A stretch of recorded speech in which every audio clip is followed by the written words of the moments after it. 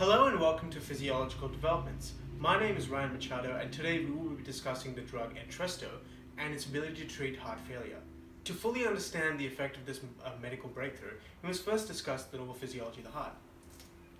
The beating mechanism of the heart begins in the sinoatrial node, inside of which an electrical stimulus known as an action potential is generated. This action potential passes through the myocardial cells of the atria, causing contractions as it passes through the heart muscle. The action potential then reaches the atrioventricular node, at which point conduction slows whilst the blood that is in the atria is emptied into the ventricles.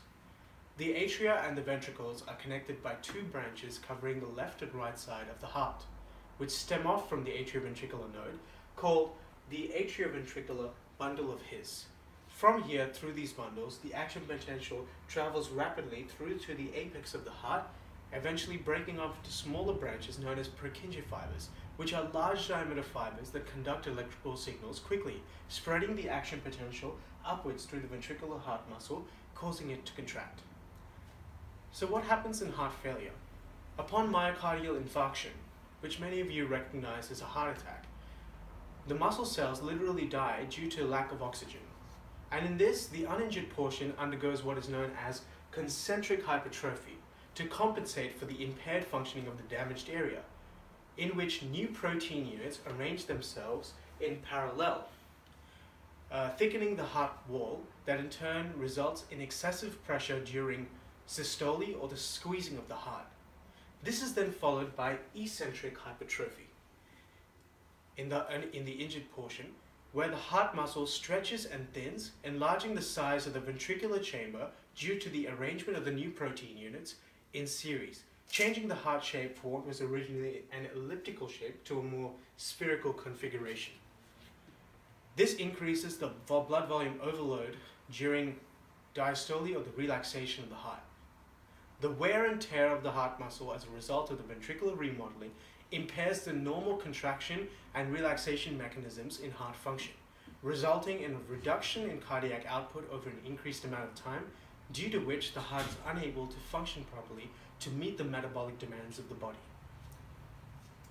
The resultant decrease in blood flow stimulates the production of an enzyme called renin in the kidneys, which forms angiotensin I when released into the bloodstream.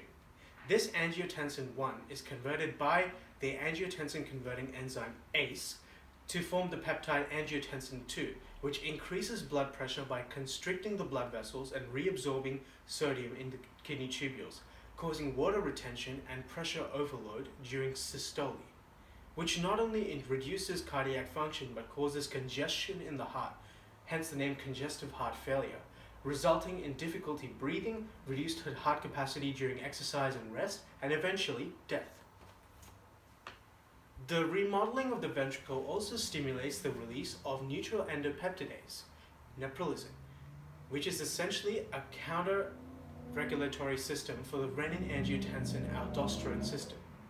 This increases sodium excretion, dilating blood vessels and decreasing blood pressure, which increases blood volume excessively during diastole. These two systems must be effectively managed in heart failure patients, and this is critical. So this is where Entresto comes in. So in 2016, the pharmaceutical giant Novartis International developed the drug Entresto to treat patients with chronic systolic heart failure. Now remember that systole refers to the pumping ability of the heart. The drug Entresto, whose chemical name is octodecasodium hexachus, contains a salt complex of the anionic forms of sacubitril, which is a neprilysin inhibitor, and valsartan, which is an angiotensin receptor blocker. The drug simultaneously inhibits the release of neprilysin via sacubitril and blocks the angiotensin type 2 AT1 receptor via valsartan. The inhibition of neprilysin enhances the peptide hormones that are usually degraded by it, allowing the heart to regulate blood entry rate into the ventricles, reducing overall stress or degradation of the cardiac chamber wall during diastole or relaxation. The inhibition of angiotensin II prevents sustained activation of the renin-angiotensin-aldosterone system, decreasing vasoconstriction, sodium reabsorption, and cardiomyocyte growth, which is a result of the a maladaptive response to ventricular remodeling, regulating blood pressure load during systole, which also reduces the fluid retention that causes heart congestion. Now let's compare the effects of Entresto to other treatments. So other treatments include the usage of ACE inhibitors and ARB medications, which are angiotensin receptor blockers. ACE inhibitors and ARBs are used in conjunction with diuretics to reduce the expression of angiotensin II. In the Novartis clinical trials, it was shown that Entresto had significant superiority to ACE inhibitors, reducing the risk of cardiovascular death or heart failure-related hospitalization by 20%. Many other comparative studies have also supported this finding, showing that Entresto overall reduces heart failure mortality and heart failure-related hospitalization by 4 to 5% more than what ACE inhibitors and ARB medications do. And overall, what impact does this have? This allows heart patients to have a better chance of a prolonged life with less chance of heart failure-related hospitalization or cardiovascular death.